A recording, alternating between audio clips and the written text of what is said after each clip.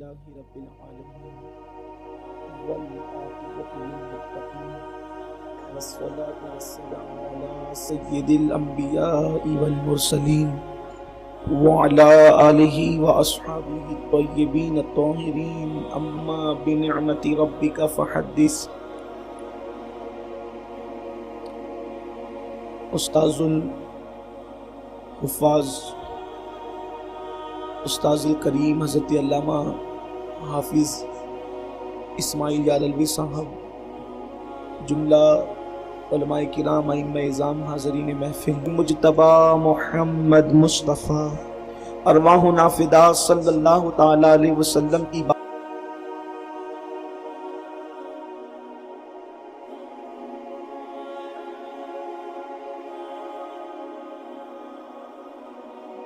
السلام علیکہ یا رسول اللہ، الصلاۃ والسلام علیک یا نبی اللہ، الصلاۃ والسلام علیکہ یا نبی اللہ، الصلاۃ والسلام علیک یا حبیب اللہ، الصلاۃ والسلام علیکہ یا حبیب اللہ، وعلی آلک واصحابک یا نور اللہ، وعلی آلک واصحابک یا نور اللہ، صلی اللہ تعالی علیہ وسلم. صلی اللہ تعالی علیہ وسلم.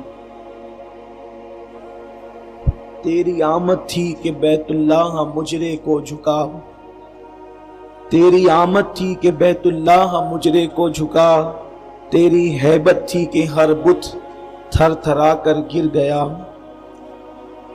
بندہ ملنے کو قریب حضرت قادر گیا، لمعے باطن میں گمنے جلوے ظاہر گیا، ٹھوکریں کھاتے پھرو گے ان کے در پر پڑ رہو، قافلہ تو اے رضا اول گیا آخر گیا.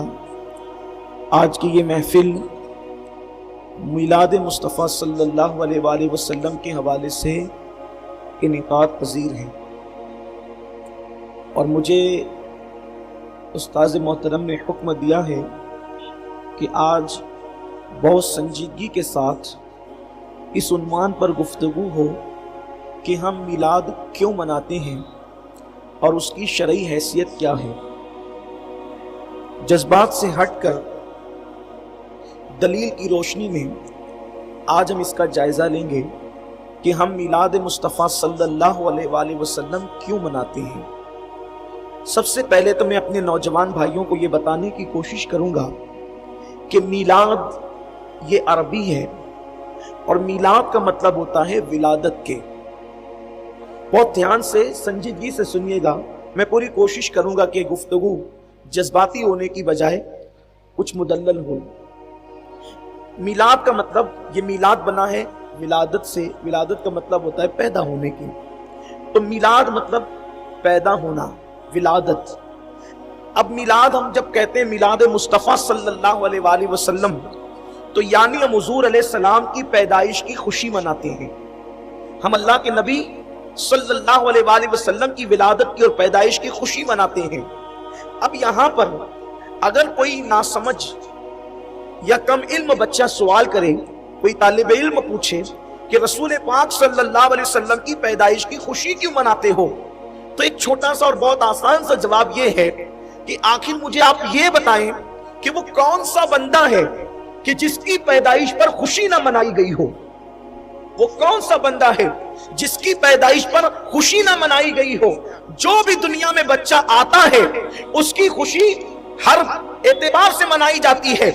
حمال کے گھر بچہ پیدا ہوگا تو کم سے کم خوشی اتنی ہوگی کہ ماں باپ خوشی منائیں گے، دادی دادا خوشی منائیں گے، اور اگر وہ بندہ اور پوزیشن والا ہے، اگر وہ بندہ اور پوزیشن والا ہے تو پھر رشتہ دار بھی خوشیوں میں شامل ہو جائیں گے. وہ بندہ اور پوزیشن والا ہے تو محلے والے بھی خوشیوں میں شامل ہو جائیں گے. ایم ایل اے اور ایم پی کے گھر بچہ پیدا ہوا تو ممکن ہے پورا گاؤں خوشیوں میں شامل ہو جائے. وزیر کے گھر بچہ پیدا ہوا تو ممکن ہے پورا ملک شامل ہو جائے. لیکن یاد رکھیں کوئی بچہ ایسا نہیں ہوتا جس کی پیدائش پر خوشی منائی نہیں جاتی. لیکن ہاں کچھ بچے ایسے ہوتے ہیں، ذرا دھیان سے سننا، توجہ فرمائیں، کچھ بچے ایسے ہوتے ہیں جن کی پیدائش پر نہ ماں کو خوشی ہوتی ہے نہ باپ کو خوشی ہوتی ہے. وہ بچے وہ ہوتے ہیں جو بن باپ کے اور بغیر شادی کے پیدا ہوتے ہیں، ان کی پیدائش پر کسی کو خوشی نہیں ہوتی. لیکن جو نکاح سے پیدا ہوتے ہیں، شریفوں کے یہاں پیدا ہوتے ہیں، شرفاء کے یہاں پیدا ہوتے रहे हैं, पहला बच्चा है तो खुशी मनाई जा रही है, दूसरा बच्चा है तो खुशी मनाई जा रही है,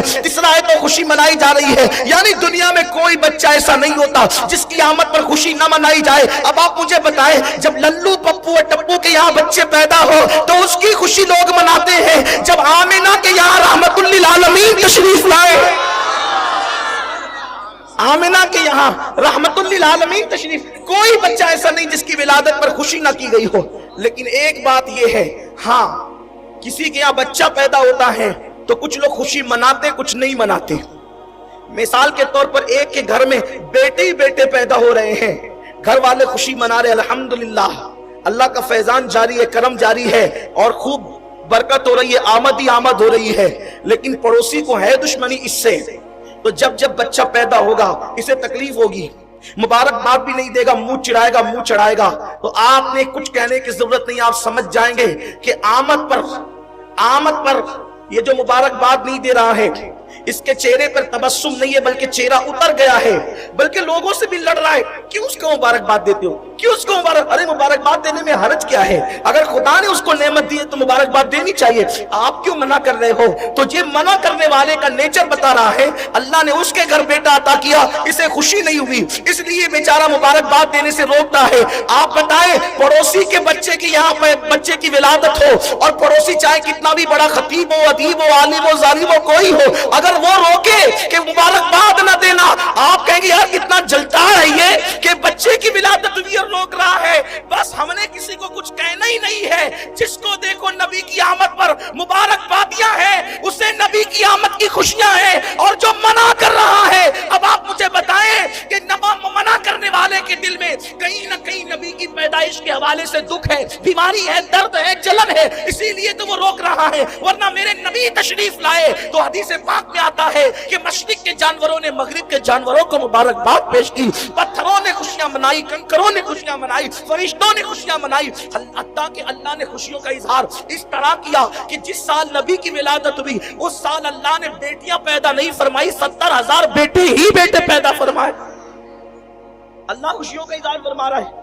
आइए अल खसाइसुल कुबरा में, क्या नबी की पैदाइश पर अल्लाह कोई खास काम करता है? क्या नबी की पैदाइश पे अल्लाह कोई खास काम करता है?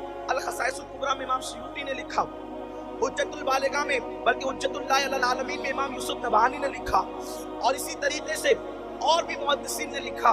क्या लिखा?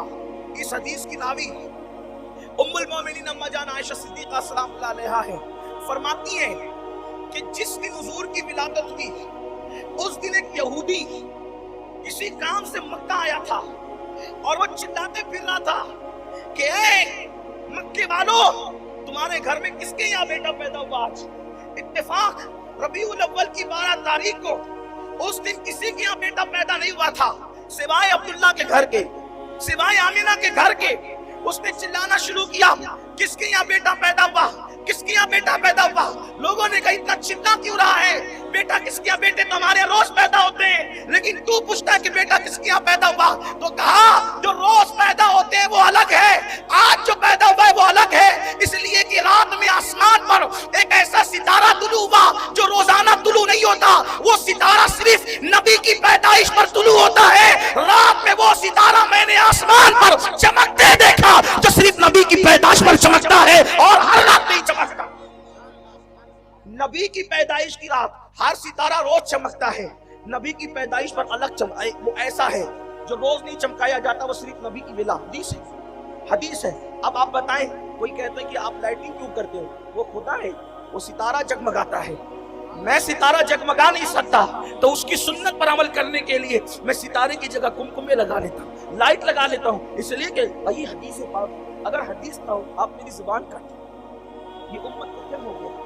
कलमा नबी का पढ़ते हैं, दोस्त के यहाँ बच्चा पैदा हुआ, पता नहीं बड़ा होकर शराबी बनेगा, कबाबी बनेगा, जुआरी बनेगा, तिजारी बनेगा, क्या उसकी मुबारकबादियाँ इतनी, मिठाइयों पे मिठाइयों से मिठाइयों के तबादले होते हैं, छटुल्ली जाती है और क्या क्या होते हैं, सब खुशियों का इजहार ही तो होता है। आपसे पूछता हूँ, कोई ऐसा मौलाना या इमाम है हमारे गांव में जो कहता है कि छटुल्ली बेचना हराम है? किसी का बता, छटुल्ली बेचना हराम है। ये छटुल्ली क्या है? बच्चे की पैदाइश में खुशी जाता है, तोहफा देगा, सब लोग करते हैं। इस बिदात में सब शामिल है, बशमुल मेरे, मैं भी शामिल हूँ। हम भी बेचते हैं अपने दोस्त अहबाब को और हमारे यहाँ भी आते हैं, बेचने वाला भी खुश नसीब है जिनके यहाँ नहीं। बोलो भाई ये बिदअत है कि नहीं, लेकिन छकुली बेचने पे सवाब मिलता है। आपको ये कहाँ से लाए? तो इसलिए सवाब मिलता है कि हुजूर की सुन्नत है, तोहफा दिया करो, तोहफा दिया करो। तहद्दू तहब्बू, हदिया दो, तहद्दू तहब्बू, हदिया दो, मोहब्बत करो।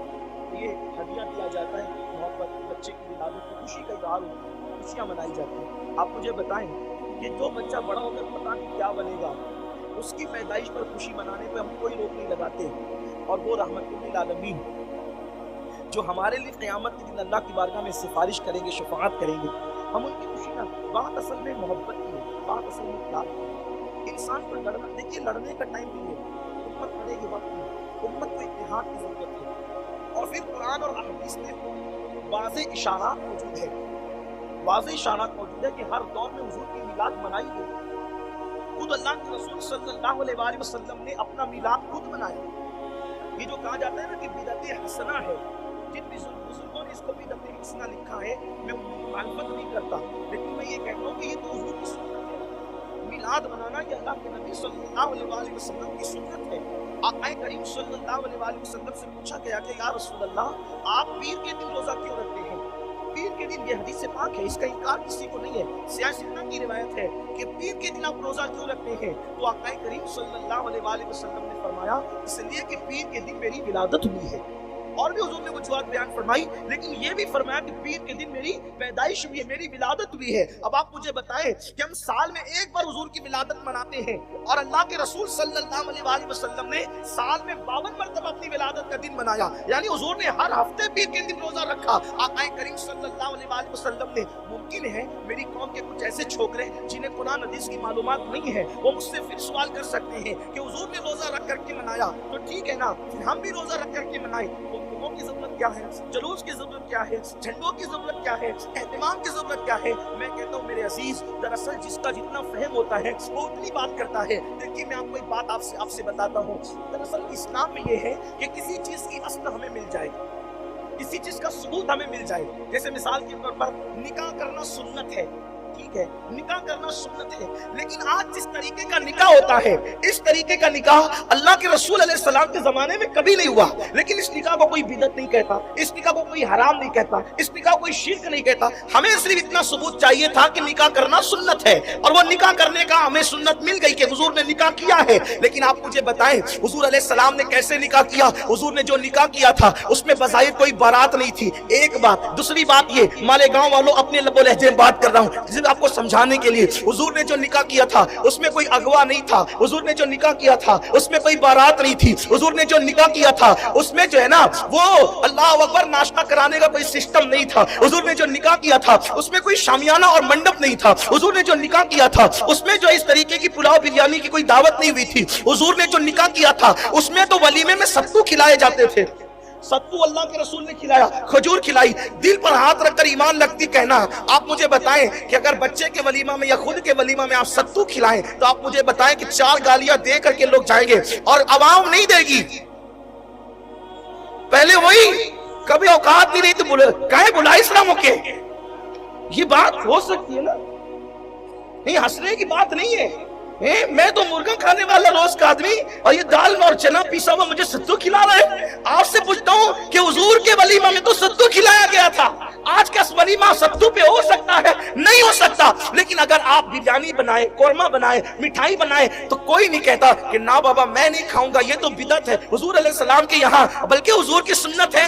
कोई साबित नहीं कर सकता। मैं चैलेंज करता हूँ अहले इल्म को कि अल्लाह के रसूल की पूरी जिंदगी में हुजूर के दस्तरखान पर कभी 2 किस्म की डिश जमा नहीं हुई। हुजूर अलैहिस्सलाम ने सिरके से रोटी खाई है, लेकिन मेरे आका अलैहिस्सलाम के दीवानों मुझे बताओ, आज जब वलीमे में 4-5 डिशें लगती है, बल्कि खाना जाय होता है, एक प्लेट 2-2 हजार रुपए की बनती है, ऑर्डर दिए जाते हैं, लोग 2-2 4-4 लुक़मे खा करके पूरी प्लेट फेंक देते हैं, उसकी तरफ लोगों की तवज्जो नहीं है। लेकिन आप मुझे बताएं, क्या उसको कोई हराम कह सकता है कि आपने 2 डिश क्यों बनाई, आपने 4 डिश क्यों बनाई, आपने 5 डिश क्यों बनाई? कोई उसको हराम नहीं कहता, कोई उसको शिर्क नहीं कहता, कोई उसको बिदअत नहीं कहता। क्यों नहीं نہیں کہتا؟ اس لیے کہ بس اتنا معلوم کرنا تھا کہ حضور کا ولیمہ ہوا ہے، حضور نے جس شان سے کیا وہ حضور کا اپنا، ان کی حضور کی شان کریمانہ تھی۔ لیکن آج دور بدل گیا، تقاضے بدل گئے، انداز بدل گئے، لوگوں کی سوچ بدل گئی، لوگوں کی فکر بدل گئی۔ ہمیں تو بس اتنا چاہیے تھا کہ نکاح ہوا اور نکاح کے بعد حضور نے ولیمہ کیا، اب حضور نے ستو پر کیا، لیکن ہم بریانی پر کریں تو کوئی فتویٰ نہیں ہے۔ بس اتنا ہے کہ ولیمہ ہوا، بس اس پر تم پر چھوڑ دیا گیا۔ اب تمہارا ذوق ہے بس ناجائز کام نہ کرنا، لوگوں کا دل خوش کرتے چلے جانا بلا تمثیل۔ حضور نے روزہ رکھ کر کے اپنا میلاد منایا، اب اگر کوئی کھلا کر کے میلاد منائے تو رکھنے اور کھلانے کی بات نہیں ہے۔ حضور نے میلاد منایا، آپ بھی منائیے، آپ کے ذوق پر چھوڑ دیا گیا ہے۔ جس شان سے چاہے مناتے رہیے، جیسا عشق کی اجازت دے مناتے رہیے، بس بات تو خوشی کرنے کی ہے، بات تو خوشی کرنے کی ہے۔ اور رہی بات اگر یہ ہے کہ روزہ رکھا لیکن ٹھیک ہے ہم بھی رکھیں گے، ہم نہیں کھلائیں گے، تو حضور نے کبھی رکھ کر کے روزہ رکھ کر میلاد منایا، کبھی کھلا کر میلاد منایا۔ الحاوی للفتاوی میں امام جلال الدین سیوطی نے لکھا ہے کہ سیدنا صدیق اکبر بکرے ذبح کرتے تھے اور حضور علیہ السلام کی میلاد پر صحابہ کی دعوت کرتے تھے۔ یہ امام جلال الدین سیوطی کوئی چھوٹے موٹے آدمی نہیں ہے، امام سیوطی نے وہ کتاب میں لکھا ہوا ہے۔ آج کل ایک سوچ بن گئی ہے ہماری قوم کے چھوکروں کی جن کو علم نہیں ہے کہ جو ہمارے علم میں نہیں وہ کتاب میں ہے ہی نہیں۔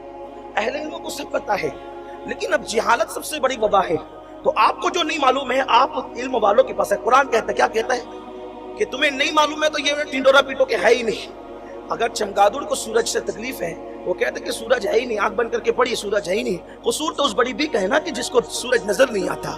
لیکن اللہ اکبر، جو آنکھ والا ہے وہ تو سورج دیکھتا ہے، تو کیا کرنا چاہیے؟ قرآن کہتا ہے فَاسْأَلُوا أَهْلَ الذِّكْرِ إِن كُنتُمْ لَا تَعْلَمُونَ، کہ اگر تم نہیں جانتے تو علم والوں سے پوچھ لیا کرو۔ تو علم والوں سے پوچھو گے تو آپ کو پتا چلے گا۔ الحاوی للفتاوی میں سیدنا صدیق اکبر رضی اللہ تعالیٰ عنہ بکرے ذبح کرتے تھے اور حضور کے میلاد کے موقع پہ دعوت دے کر لوگوں کو کھلاتے۔ آج کی کتاب نہیں ہے یہ، 100 سال پرانی کتاب نہیں ہے یہ، صدیوں پرانی کتاب ہے الحاوی للفتاوی۔ اب آپ کو یہ حوالہ ملا، پھر آئیے دوسری طرف۔ اب میں تو اتنے بکرے ذبح نہیں کر سکتا، صدیق تو بڑے مالدار تھے، تو صدیق اکبر نے کیا کہا پتہ ہے؟ کتاب کا نام ہے نعمت الکبریٰ، لکھنے والے کا نام ہے ابن حجر مکی الحیثمی رحمت اللہ تعالی علیہ۔ وہ فرماتے ہیں کہ وہ کیا کہتے ہیں آپ کو پتہ ہے کہ صدیق اکبر نے فرمایا، نعمت الکبریٰ میں ابن حجر لکھتے ہیں کہ صدیق اکبر نے فرمایا اگر کوئی میلاد کا جشن منانے میں صرف 1 روپیہ خرچ کرے، کتنا؟ 1 روپیہ، کتنا؟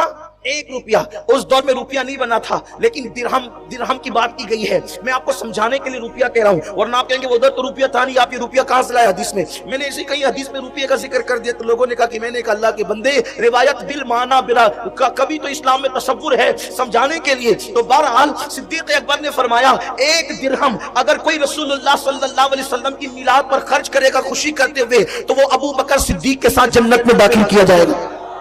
کتاب کا نام نعمت الکبریٰ ہے۔ یہ کتاب بھی آج کل کی چھپی ہوئی نہیں بلکہ صدیوں پرانی ہے۔ اللہ اکبر۔ اب آپ کو حیرت ہوگی، اس پر کچھ لوگ یہ کہتے ہیں یار صدیق اکبر نے کتنی نیکیاں کی، حضور کو پہاڑ پر کندھوں پہ بٹھا کر کے لے کر چڑھے، یہ نیکی یہ نیکی یہ نیکی یہ نیکی یہ نیکی یہ نیکی، اتنی نیکی کہ صدیق اکبر کی ایک نیکی فاروق اعظم کی ساری زندگی کی نیکیوں پر غالب ہے۔ تو اب آپ کہتے ہو کہ 1 روپیہ نبی کی میلاد پہ کسی نے خرچ کیا تو وہ صدیق اکبر کے ساتھ جنت میں جائے گا۔ کہاں یہ 1 روپیہ اور کہاں صدیق اکبر کی ساری نیکیاں؟ آپ نے صدیق اکبر کو ہلکا کیا؟ نہیں میرے عزیز، صدیق اکبر کو ہلکا نہیں کیا، بلکہ یہ اللہ کی رحمت کا بھاری پن ہے، یہ اللہ کی رحمت کی شان ہے کہ وہ تھوڑے پر اگر چاہے تو کسی کو عطا کر دے۔ اگر اس کو سمجھنا ہے تو آؤ دوسری حدیث کا جائزہ لیتے ہیں۔ حضرت سیدنا یوسف علیہ نبینا علیہ السلام جب آپ کا وصال ہونے لگا، جب آپ دنیا سے تشریف لے جانے لگے تو اس وقت مصریوں نے کہا ہمارے محلے میں حضرت یوسف کا مزار بنے گا، ہمارے محلے میں حضرت یوسف کا مزار بنے گا، ہمارے محلے میں حضرت یوسف کا مزار بنے گا۔ پتا چلا کہ یوسف علیہ السلام کے دور میں بھی لوگ اس بات کا عقیدہ رکھتے تھے کہ اللہ والے کا مزار جس علاقے میں ہوگا اس کی برکتیں، اللہ والے کی برکتیں اس کو نصیب ہوگی۔ اسی لیے تفسیر کی کتابوں میں ہے ہر ایک بندہ چاہتا تھا ہمارے محلے میں ہو، لیکن حضرت یوسف علیہ السلام نے فرمایا کسی کو محروم نہ کیا جائے گا، ایک کام کرتے ہیں حضرت یوسف کا مزار دریا کے اندر بنایا جائے تاکہ اس سے پانی لگ کر کے جو لوگوں کو ملے سب اس کی برکتیں حاصل کریں۔ اب پتا چلا نبی کے مزار سے لگ کر کے جو پانی چلتا ہے اس کے اندر برکت پیدا ہوتی ہے اور وہ برکت لوگوں کو نصیب ہوتی ہے۔ یہ عقیدہ کس کا ہے؟ یہ عقیدہ کس کا ہے؟ حضرت یوسف علیہ السلام کا. بولو نبی کا عقیدہ کفریہ ہو سکتا ہے؟ تو یوسف علیہ السلام نے فیصلہ کیا کہ میرا مزار کہاں بنے گا؟ دریا میں. آپ سے پوچھنا چاہتا ہوں کیا دریا میں بھی قبریں بنتی ہے؟ اور قبریں دریا میں بنے گی تو قبر کا حال کیا ہوگا؟ سب بہ جائے گا، چند دنوں میں تو لاشا بھی بہ جائے گا. لیکن یہ نبی کی شان ہے، پانی کو بھی اتنا شعور ہے کہ کہاں لگنا چاہیے اور کہاں بچنا چاہیے. اللہ اکبر. حضرت یوسف علیہ السلام کا مزار دریا کے اندر بنا دیا گیا. لیکن یہ بھی وصیت حضرت یوسف علیہ السلام کی تھی. سورہ یوسف کی تفسیر اٹھا کر کے آپ پڑھ لیں. حضرت یوسف علیہ السلام کی یہ بھی وصیت تھی کہ جس دن بنی اسرائیل مصر چھوڑ کر کے جائیں گے اس دن وہ میری قبر کو کھولیں گے اور قبر کو کھول کے میرا لاشا لے کر کے جائیں گے اور مجھے پھر وہاں لے جا کر کے دفن کریں گے جہاں میرے آباء و اجداد کی قبریں موجود ہیں. اللہ اکبر. اب حضرت یوسف کو پتا تھا کہ ایک دن ایسا آئے گا، ایک دن ایسا آئے گا، ایک دن ایسا آئے گا کہ بنی اسرائیل مصر چھوڑ کر کے جائیں گے. اسی لیے تو کہا کہ جائیں گے تو میرا لاشا بھی ساتھ میں لے کر کے جائیں گے. جناب یوسف علیہ السلام کو جب علم غیب ہے تو جانے یوسف کے علم غیب کی شان کا عالم کیا ہوگا. میرے پیارے آقا صلی اللہ علیہ وسلم کے پیارے دیوانوں، قرآن میں سب موجود ہے میرے عزیز. ہمیں کچھ لڑنے جھگڑنے کی ضرورت نہیں، ٹینشن لینے کی ضرورت نہیں، صرف پڑھنے کی ضرورت ہے. امت مسلمہ پڑھے، علم حاصل کرے، جہالت کی وادیوں سے نکلے، جہالت کے دلدل سے نکلے، علم کی شاہراہ کا مسافر بنے. جناب یوسف علیہ السلام نے فرمایا میرے مزار میری قبر کو کھول کر کے میرے لاشے کو لے کر کے جانا. اللہ اکبر. پھر کیا ہوا؟ تاریخ میں آتا ہے، تفسیر میں آتا ہے، حدیث میں آتا ہے حضرت موسیٰ علیہ السلام کے دور میں جب فرعون کا ظلم و حد سے بڑھ گیا تو حضرت موسیٰ علیہ السلام نے اپنی قوم کو کہا اب ہمیں مصر چھوڑ کر کے یہاں سے چلے جانا ہے. وصیت یاد آئی اس لیے کہ نسلاً بعد نسلاً جو ہے وصیت منتقل ہو رہی تھی. جب بھی بنی اسرائیل جائیں گے حضرت یوسف کو لے جائیں گے، حضرت یوسف کو لے جائیں گے. پھر کیا ہوا؟ جناب یوسف علیہ الصلوۃ والتسلیم کے مزار کی کھوج میں لگ گئے. اور پھر کیا ہوا؟ حضرت موسیٰ علیہ السلام نے پوچھا یہ بتاؤ کہ حضرت یوسف کا مزار کہاں ہے؟ ان میں ایک بڑھیا عمر رسیدہ تھی. اس نے کہا اللہ کے کلیم مجھے معلوم ہے کہ حضرت یوسف کی قبر کہاں ہے، میں بتا سکتی ہوں، لیکن میری ایک شرط ہے. شرط یہ ہے کہ اس کے بدلے میں جنت میں آپ کے ساتھ داخل کی جاؤں گی. میں حضرت یوسف علیہ السلام کی قبر بتاؤں گی، قبر یوسف کا پتہ بتاؤں گی، لیکن سلا کیا ملنا چاہیے؟ جنت میں آپ کے ساتھ جاؤں گی. حضرت موسیٰ نے کہا اوقات دیکھ. میں ساتھ ساتھ حدیث کی تشریح بھی کر رہا ہوں. اوقات دیکھ، تیرا جنت میں جانا تیرے لیے کافی ہے. میرے ساتھ، موسیٰ علیہ السلام کے ساتھ. موسیٰ علیہ السلام کی برابر وہ بڑھیا کی نیکی ہو سکتی ہے؟ بولو نہیں ہو سکتی. لیکن کس عمل پہ جانا چاہتی ہے؟ نبی کا مزار بتانے کے بدلے میں. یہ نبی کا مزار ہے، حضرت یوسف کا مزار. یہ بس یہ بتانے کے عوض میں وہ حضرت موسیٰ کے ساتھ جنت میں جانا چاہتی ہے. حضرت موسیٰ نے کہا جنت لے، میرے ساتھ آنے کی بات نہ کر. اللہ نے جبریل کو بھیجا اور فرمایا کہ میں موسیٰ سے کہہ دینا موسیٰ اگر مانگتی ہے تو دے دے، تیرا بگڑتا کیا ہے؟ اب آپ مجھے بتاؤ اتنے چھوٹے سے عمل پہ کہ وہ بڑھیا حضرت موسیٰ کے مزار کی نشاندہی کر رہی ہے، جب اس عمل پہ بڑھیا موسیٰ کے ساتھ جنت میں جا سکتی ہے تو میلاد پہ روپیہ خرچ کرنے کے بدلے میں ہم صدیق اکبر کے ساتھ جنت میں کیوں نہیں جا سکتے؟ سبحان اللہ. نعرہ تکبیر، نعرہ رسالت، جشن عید میلاد النبی، سرکار کی آمد، آمد مصطفیٰ، آمد مصطفیٰ. اس لیے اپنی گلی کو سونی سونی نہ رکھنا، اپنی گلی کے اندر جو ہے روشنی کرنا تاکہ پتہ چلے رہنے والوں کی آبادی جو ہے عاشقوں کی آبادی ہے. یاد رکھنا جو نہیں لگاتے، میں یہ نہیں کہتا کہ وہ عاشق نہیں ہے، کبھی نہیں کہتا، لیکن یہ کہتا ہوں دراصل یہ ہے کہ اللہ تبارک و تعالیٰ اگر اندر کچھ دے تو اس کا اظہار باہر ہونا چاہیے. اندر کچھ دے تو اس کا اظہار باہر ہونا چاہیے. اگر اندر نہیں ہے تو باہر بھی اس کا اظہار نہیں ہوتا. ایک مرتبہ ایک شخص امام اعظم ابو حنیفہ رضی اللہ تعالیٰ کے پیچھے نماز پڑھنے کے لیے آیا. اس نے امام اعظم سے مصافحہ کیا. امام اعظم نے فرمایا جب سب مل چکیں گے تو بعد میں میرے پاس آنا. اس کے کپڑے پھٹے پرانے تھے، ہلکے پھلکے کپڑے تھے. اس بندے نے کہا کہ ٹھیک ہے. اس کے بعد سب مل کر کے چلے گئے. جب وہ آخری میں آیا تو امام اعظم بڑے مالدار آدمی تھے. فرمایا مصلی کے نیچے جو ہے وہ روپیوں کی تھیلی رکھی ہوئی ہے، وہ لے جاؤ، اچھے کپڑے پہنو، اپنے گھر والوں کو اچھا کھلاؤ. اس نے کہا امام آپ جو مجھے پیسے دے رہے ہیں، آپ کی معلومات کے لیے بتا دوں کہ اللہ نے مجھے بہت اس سے زیادہ نوازا ہے، میرے پاس بہت دولت ہے. تو امام اعظم نے فرمایا نادان، جب اللہ نے دولت دی ہے تو چھپا کر مت رکھ، اس کا اظہار کر تاکہ پتہ چلے، توجہ، اس پتہ چلے کہ اللہ نے تجھے نعمت دی ہے. مسلمانوں اگر دولت جیسی نعمت ملے تو حنفیوں کو امام اعظم کا فتویٰ یہ ہے، حنفیوں کو امام اعظم کا فتویٰ یہ ہے کہ خدا نے دولت دی ہے تو چھپا کے مت رکھ تاکہ لوگ تجھ سے بدگمان نہ ہو کہ تم فقیر ہے، تیرے پاس کچھ ہے نہیں. اچھا پہن تاکہ اظہار ہو، اچھا پہن تاکہ اظہار ہو کہ اللہ نے تجھے نعمت دی ہے. اللہ اکبر.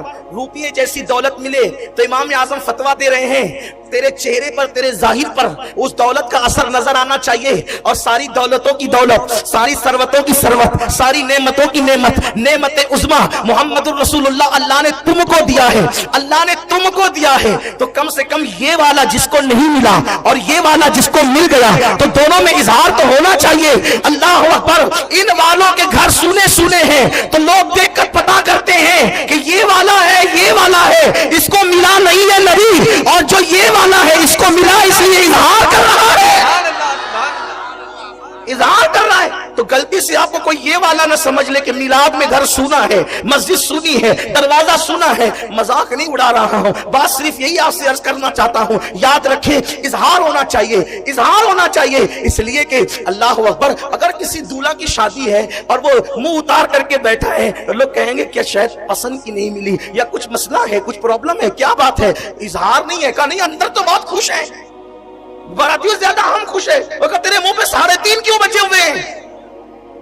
جب اندر سے خوش ہیں تو اوپر اظہار ہونا چاہیے، چہرے سے اظہار ہونا چاہیے، کام سے اظہار ہونا چاہیے، انداز سے اظہار ہونا چاہیے. اللہ اکبر. میرے پیارے آقا صلی اللہ علیہ وسلم کے پیارے دیوانوں، حد ہے لوگ اقتدار کی کرسی پر بیٹھتے ہیں، اس کا جشن مناتے ہیں. مصطفیٰ جان رحمت نے تمہیں ایمان کا اقتدار عطا کیا، اگر وہ نہ آتے تو نہ ایمان ملتا، نہ یا ایھا الذین آمنوا کا خطاب ملتا. حضور نے جو اقتدار تمہیں عطا کیا ہے وہ اقتدار تمہیں دنیا کا کوئی قائد عطا نہیں کر سکتا آمنہ کے لال کے سوا. اس دن اظہار کرو خوشی کا. اس سے فائدہ کیا ملے گا؟ اس سے فائدہ کیا ملے گا؟ بات سمیٹتے ہوئے ایک حدیث پڑھتا ہوں. میں تو کہتا ہوں ہر انسان دنیا کا خوشی منائے، ہندو، مسلم، سکھ، عیسائی سب خوشی منائے. اس لیے کہ مسلمانوں کو تو ایمان ملا لیکن اور قوموں کو تو زندگی گزارنے کا سلیقہ ملا. اگر حضور نہ آتے تو کون کیا دیتا؟ دیکھیے بخاری شریف کی حدیث پڑھنے لگا ہوں، بار بار آپ نے سنا ہے. آج اس حدیث کا جائزہ لیں گے ہم. بخاری شریف کی حدیث ہے، کتاب النکاح میں ہے، اور وہ حدیث بہت بیان ہوتی ہے ہمارے منبر سے، لیکن آج اس کا ہم جائزہ لیں گے. حدیث یہ ہے کہ حضرت سیدنا عباس ابن عبد المطلب نے خواب دیکھا، یا حضور کے گھر کے کسی فرد نے خواب دیکھا. ٹھیک ہے، کہیں پر حدیث میں عباس نامزد ہے اور کہیں پر حضرت عباس کا نام نہیں ہے، بلکہ حضور کے کسی گھر کے فرد نے دیکھا. خواب دیکھنے والے کا نام نہیں، لیکن بہرحال امت اس پر اتفاق کرتی ہے کہ خواب دیکھنے والے کون تھے؟ حضرت عباس تھے. ایک بات، انہوں نے خواب میں ابو لہب کو دیکھا. ابو لہب کون ہے جانتے؟ ابو لہب کون ہے جانتے؟ ابو لہب سرٹیفائیڈ کافر کا نام ابو لہب ہے. آسان کروں اپنی زبان میں، سند یافتہ کافر کا نام ابو لہب ہے. آپ کسی کافر کے متعلق یقین سے نہیں کہہ سکتے کہ یہ بندہ کفر پہ مرا، حالانکہ ظاہری حال کا اعتبار ہے، ظاہر میں وہ جس چیز پہ مرا اس کو وہی کہیں گے، ہے نا. لیکن ایک بات بتا رہا ہوں آپ کو، ممکن ہے مرتے مرتے توفیق ہو گئی ہو اور اس نے کلمہ طیبہ پڑھ لیا، لیکن ابو لہب ایسا کافر ہے کہ جس کے کفر پر پوری قرآن کی ایک سورت گواہ ہے، تبت یدا ابی لہب. اور پھر اس کے جہنمی ہونے میں بھی کوئی شک نہیں ہے، کیونکہ اس کے جہنمی ہونے پر قرآن گواہ ہے. اس ابو لہب کو حضرت عباس نے خواب میں دیکھا، پوچھا او ابو لہب تیرا حال کیا ہے؟ اس نے جواب دیا کہ میں جہنم کے عذاب میں گرفتار ہوں. نبی سے دشمنی کرتا تھا صلی اللہ علیہ وسلم، تو جہنم کے عذاب میں گرفتار ہوں. لیکن ایک خاص بات یہ ہے کہ جب پیر کا دن آتا ہے تو میرے عذاب میں کچھ کمی ہو جاتی ہے اور مجھے اپنی انگلی کو چوسنے کا موقع ملتا ہے، جس سے مجھے ٹھنڈا پانی مل جاتا ہے اور میں چوس کر کے راحت پاتا ہوں. آپ توجہ فرمائیں، یہ میں نے مفہوم پیش کیا حدیث پاک کا. اللہ اکبر. اب آپ مجھے بتائیں کہ ابو لہب کو یہ جو انگلی چوسنے پر جہنم میں جو ٹھنڈا پانی ملتا ہے، قرآن کہتا ہے لا بارد ولا کریم، جہنم کے اندر ٹھنڈا پانی نہیں ہے، لیکن جہنم میں ہفتے میں ایک روز نہیں ملتا. اگر آپ یہ کہیں گے کہ اللہ مہربان ہے ابو لہب پر، اللہ تعالیٰ اس کو دے دیتا ہے تو پھر جمعہ کو کیوں نہیں دیتا؟ کیونکہ جمعہ تو سید الایام ہے. پیر کو کیوں دیتا ہے؟ وہ چست ہے تو پیر کو دیتا ہے, اور وہ ٹھنڈا پانی ملتا ہے, اس کو تھوڑی راحت ہوتی ہے, عذاب میں کمی ہوتی ہے. کیوں؟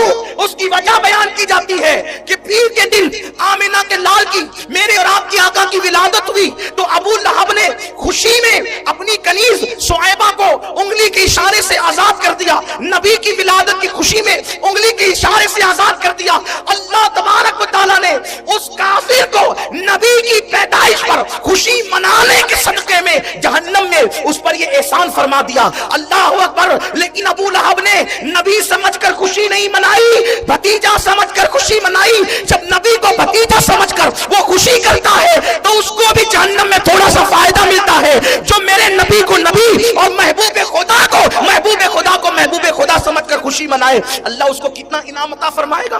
کافر کو کسی عمل پر انعام نہیں ملتا, لیکن نبی کی ولادت کی خوشی کرنے پر اس کو انعام مل رہا ہے.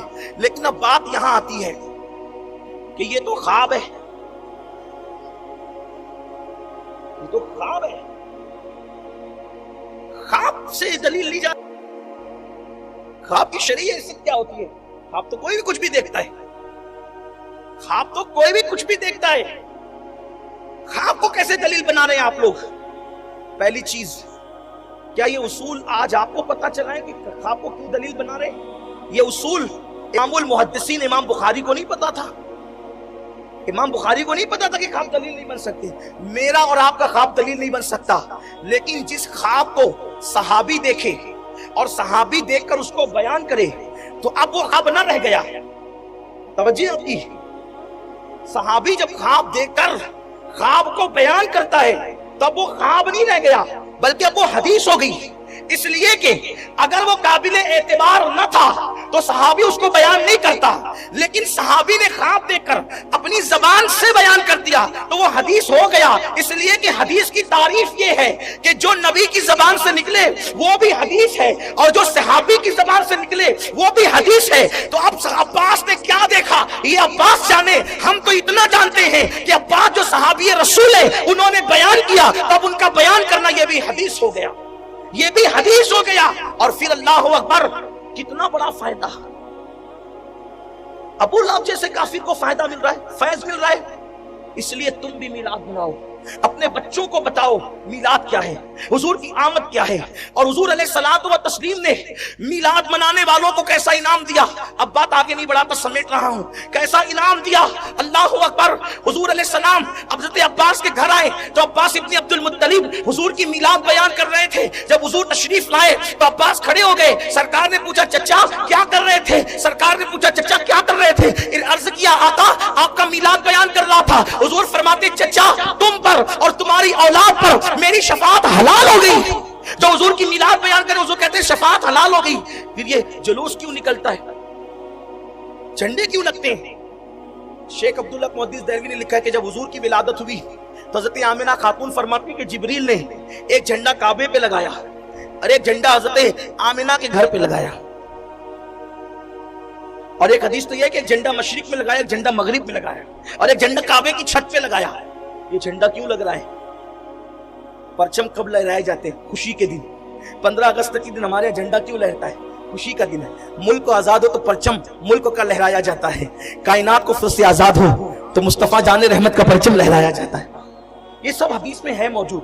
اگر آپ کو بات سمجھ میں نہیں آتی آپ آئیے بیٹھیے گفتگو کیجیے.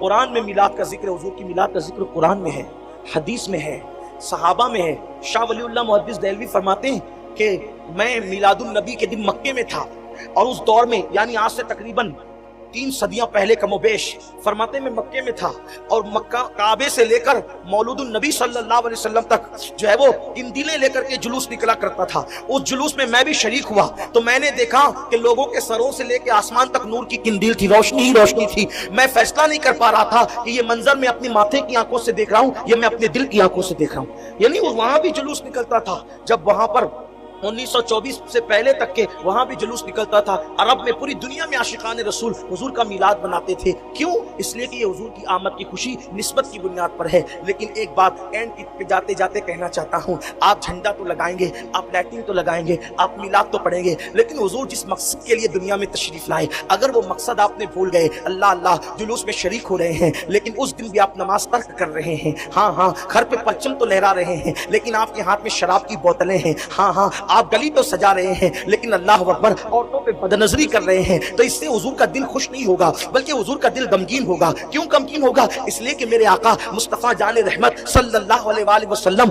दुनिया में इसलिए तशरीफ लाए थे। हुजूर की आमद का मकसद ये था कि अल्लाह अल्लाह अल्लाह के बंदों को अल्लाह के करीब कर दिया जाए, गुमराह इंसानों को हिदायत का नूर अता किया जाए, ईमान की रोशनी अता की जाए, ईमान की रमत अता की जाए, गुमराही और गुनाह के दलदल में धंसे हुए इंसानों को तकवे की राह का मुसाफिर बना दिया जाए। मुझे बहुत अफसोस होता है, जुलूस में मेरी कौम के जवान नारे लगाते हैं, गुलाम ये रसूल में मौत भी कबूल है, और उसके बाद उनकी जब पर्सनल जिंदगी देखो, पर्सनल लाइफ देखो, तो क्या नजर आता है कि पर्सनल जिंदगी के अंदर वो गुनाह कर रहे हैं, वो पाप कर रहे हैं, कहीं चोरी करते नजर आते हैं, कहीं जिना करते नजर आते हैं, कहीं किसी को कत्ल करते नजर आते हैं, कहीं नशे और शराब की लानत में डूबे हुए नजर आते हैं। याद रखना, सिर्फ एक दिन के मिलादी मत बनो, बल्कि पूरी जिंदगी के मिलादी बनो। और पूरी जिंदगी का मिलादी कौन है? जो हुजूर सल्लल्लाहु अलैहि वसल्लम के फरामीन पर अमल करे, क्योंकि मेरे आका ने बताया कुल्लु मुस्किरिन हराम, हर नशा आवर चीज हराम है, तो फिर हुजूर ने बता दिया अब उसको हराम मानो। लेकिन अफसोस, मुस्लिम मोहल्लों के अंदर नशा आम होता जा रहा है, मुस्लिम मोहल्लों के अंदर नशे की लानत आम होती जा रही है, हमारे छोटे छोटे बच्चे नशे की लानत में डूबते जा रहे हैं।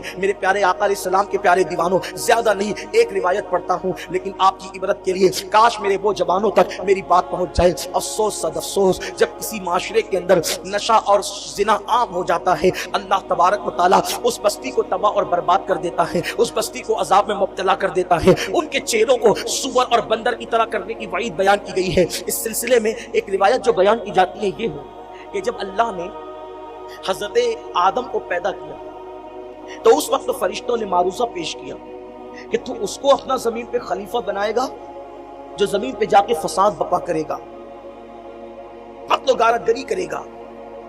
तो अल्लाह ने आदम को तो बना दिया ये कहकर, इन्नी आलमु मा ला तालमून, जो मैं जानता हूं वो तुम नहीं जानते।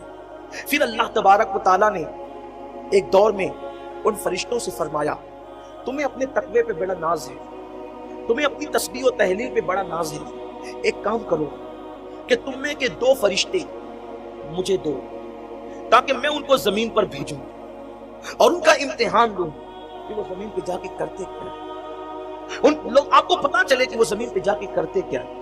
हालांकि इस रिवायत पर बड़ी जरा की गई है, इसको इसराइलियात में शुमार किया गया है, लेकिन सिर्फ इबरत के लिए पढ़ रहा हूं और मैंने उसकी हैसियत आपके सामने बयान कर दी। हालांकि अल्लामा इब्ने हजर ने भी इसको लिखा है, साहिब नईमी ने भी इसको लिखा है, और भी कई जगह बहुत कसरत से किताबों में ये आई है, इसलिए सिर्फ इबरत के लिए बयान कर रहा हूं, वरना कुछ लोगों ने इसका शुमार इसराइलियात में किया और इसकी सनद पर भी चेरा की गई है। तो अल्लाह ताला ने 2 फरिश्तों को कहा, 2 फरिश्तों का कि तुम में से 2 फरिश्ते चुन करके दो। ध्यान देना, अपने तकवे पे नाज करके कभी किसी को हकीर नहीं समझना, कभी किसी को जलील नहीं समझना। अगर अल्लाह किसी से इम्तिहान ले और अल्लाह मदद न करे तो फिर आपको गुनाह से कोई नहीं बचा सकता। अगर गुनाह से बच रहे हो तो ये अपनी डेढ़ होशियारी नहीं है, अगर गुनाह से बच रहे हो तो ये अल्लाह का करम है।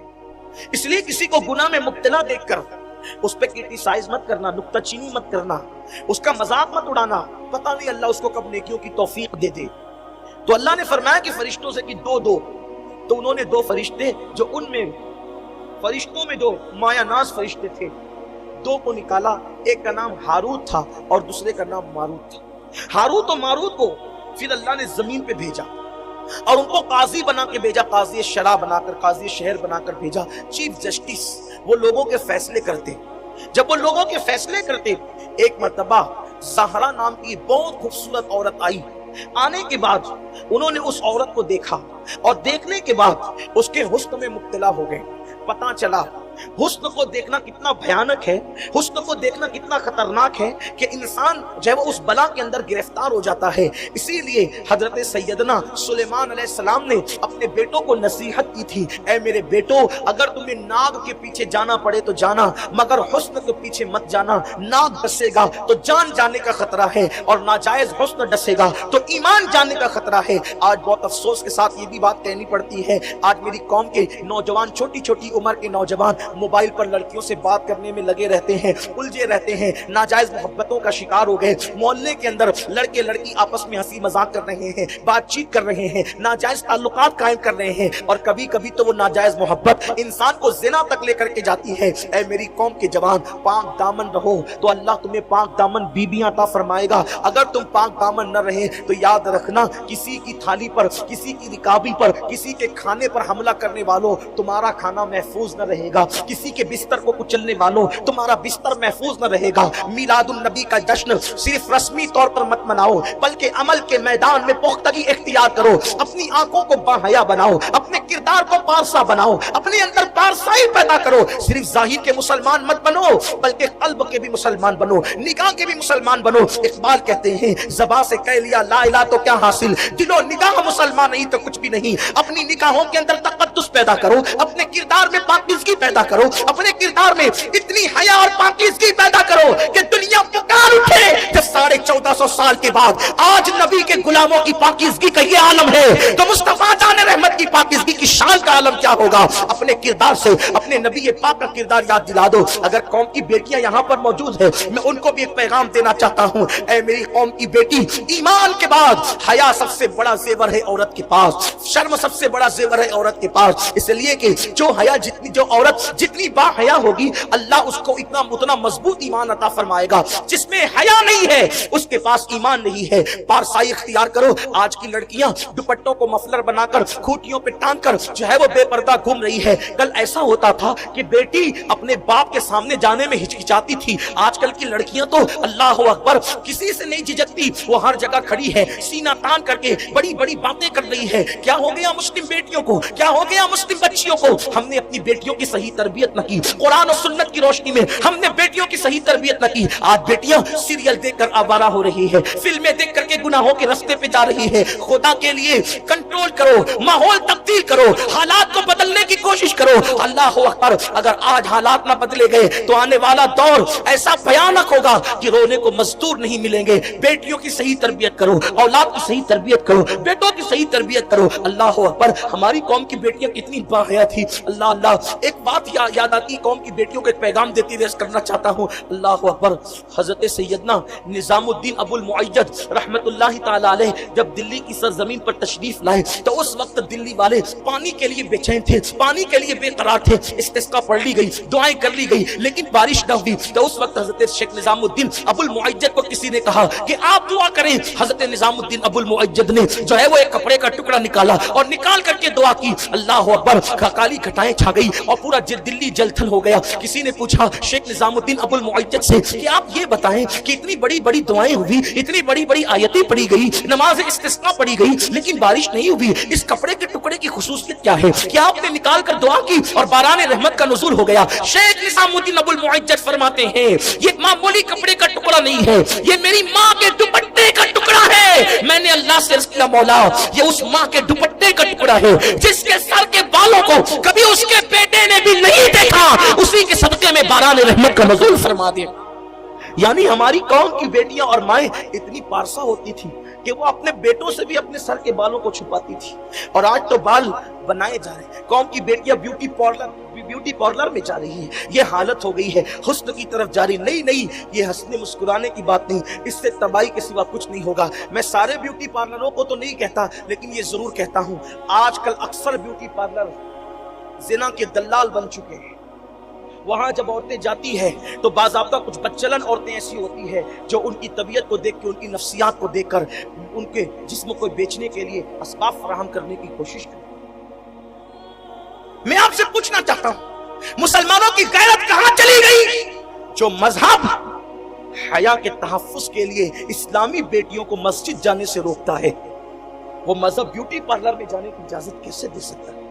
रसूल पाक के दौर में औरतों का मस्जिद में जाना मना नहीं था, औरतें मस्जिद में जाती थी, लेकिन फारूक आजम ने अपने दौर में रोक दिया कि अब कोई औरत मस्जिद नहीं जाएगी। जब औरतें ये शिकायत लेकर अम्मा आयशा सिद्दीका के पास पहुंची कि जो काम रसूलुल्लाह ने नहीं किया वो काम उमर क्यों करते हैं, तो उस वक्त उम्मुल मोमिनीन ने फरमाया कि ये जो आज तुम्हारी सूरत हाल है, ये जो आज तुम्हारी बेएहतियाती है, अगर ये बेएहतियाती अल्लाह के रसूल देख लेते तो जो काम उमर कर रहे हैं वो काम अल्लाह के रसूल भी फरमाते।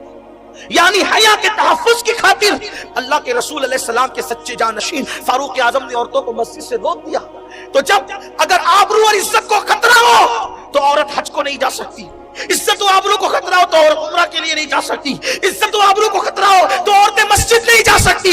जो मजहब इज्जत और आबरू को खतरे में डालकर इबादत गाहों की तरफ जाने की इजाजत नहीं देता, वो मजहब ब्यूटी पार्लर में जाने की इजाजत कैसे दे सकता है, पार्कों में जाने की इजाजत कैसे दे सकता है। लेकिन क्या हो गया आज, इस्लाम मेकअप करने को मना नहीं करता, जो जायज मेकअप है करो लेकिन घर में करो, पार्लर में जाने की क्या जरूरत है। हमारा मजहब इसकी इजाजत नहीं देता, बल्कि हमारा मजहब तो इतना मोहतात है कि कोनी के ऊपर का हिस्सा एक जवान बेटी बिला उज़्र शरई अपनी मां के सामने नहीं खोल सकती। कोनी के ऊपर का हिस्सा जब एक जवान बेटी अपनी मां के सामने नहीं खोल सकती तो मेहंदी लगाने के लिए और पार्लरों में जाने के लिए आधे नंगे कैसे हो सकते हैं किसी के सामने।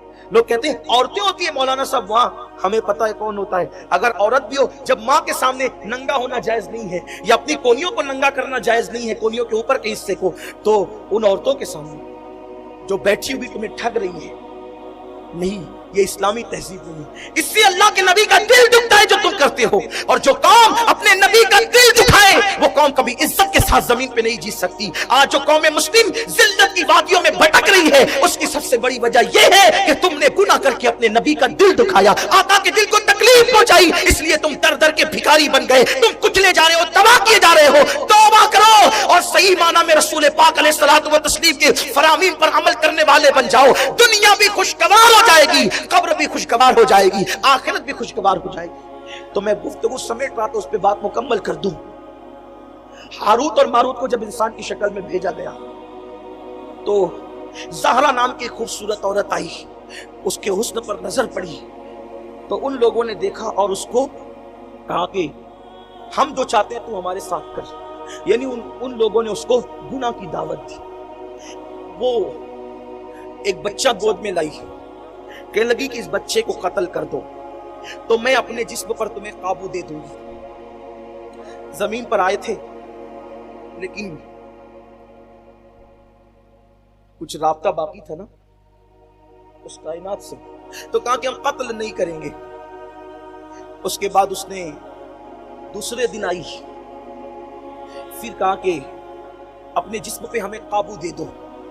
उसने कहा शर्त है कि मेरे बुत की इबादत करो, कहीं शिर्क नहीं कर सकते। फिर तीसरी मर्तबा आई तो कहा कि अपने जिस्म पे काबू दे दो, तो उसने कहा कि शराब पी लो, शराब पी लो।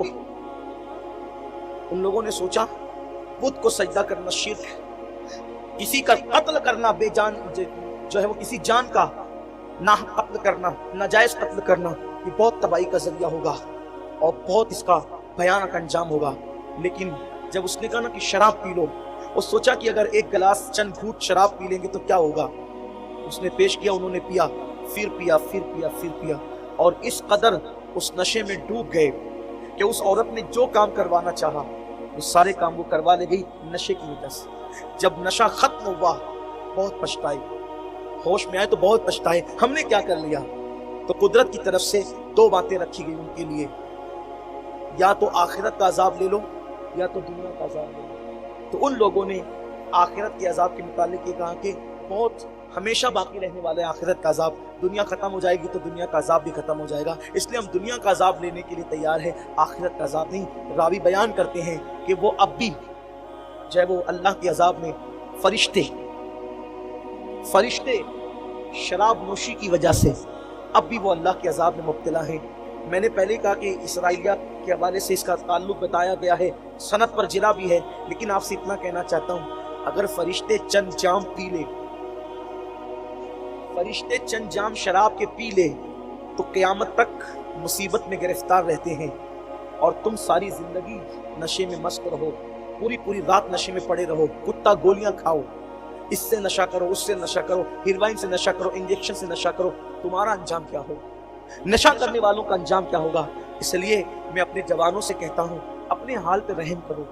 मीलादुन नबी का मकसद ये है, हुजूर की आमद का मकसद ये है कि गंदगी से तुम्हें निकाल कर एक सच्चा सुच्चा सुथरा इंसान बना दिया जाए, तुम्हें एक पाकीज़ा इंसान बना दिया जाए। मेरे प्यारे आका सल्लल्लाहु अलैहि वसल्लम के दीवानों, जब फरिश्तों के साथ ये किया गया तो मेरी और आपकी हैसियत क्या है? इसलिए कभी शराब के करीब मत जाओ, नशे के करीब मत जाओ, नाजायज़ मोहब्बतों के करीब मत जाओ, और हुजूर का मिलाद मनाओ, लेकिन डीजे मत बजाना, नाजायज़ और हराम काम मत करना। अल्लाह ने तौफीक दी है, नहीं पूरा घर सजा सके, एक छोटा सा बल्ब लगा देना ताकि खुशी का इजहार हो, और घर पे एक झंडा लगा देना ताकि पता चले कि आप हुजूर अलैहिस्सलातु व तस्लीम आमद के मौके पर खुशी मना रहे हैं। अल्लाह से दुआ है, अल्लाह मुझे आप सबको अमल की तौफीक दे। गुफ्तगू के दरमियान अगर कोई गलती हो गई हो तो अल्लाह माफ़ फरमाए। अस्तगफिरुल्लाह रब्बी मिन कुल्लि ज़ंबि व अतूबु इलैह। ये सिलसिला हफ्ते भर तक चलेगा सीरतुन नबी का, इंशाअल्लाह आप उसमें तशरीफ लाएं। सीरत के साथ दलाइल पे भी गुफ्तगू होगी। अस्सलाम वालेकुम व रहमतुल्लाह।